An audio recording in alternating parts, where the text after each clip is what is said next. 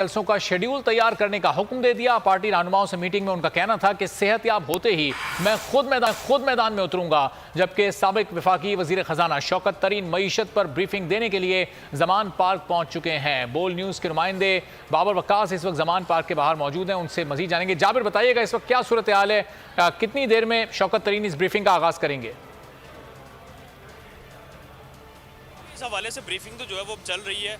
तकरीबन 15 से 20 मिनट हो चुके हैं शौकत तरीन साहब को आए हुए, और इससे पहले भी जो मीटिंग्स हुई उनमें खान साहब ने अपने पार्टी रहनुमा कोसत कैसर और दीगर जो अहम रहनुमा थे उनको ये हिदायत जारी की गई हैं कि चूँकि स्पीकर कौमी असम्बली जो हैं उनकी जानिब से 70 के करीब जो उनके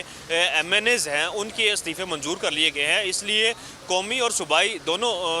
की जो सीटें इस वक्त खाली हो चुकी हैं जहाँ पे अब इलेक्शन होना है, उसके लिए भरपूर डोर टू डोर मुहिम जारी रखी जाए और इलेक्शन कराओ मुल्क बचाओ जो मुहिम है उसको तेज़ कर दिया जाए। इस हवाले से खान साहब का ये भी कहना था कि वो खुद जो है वो जल्द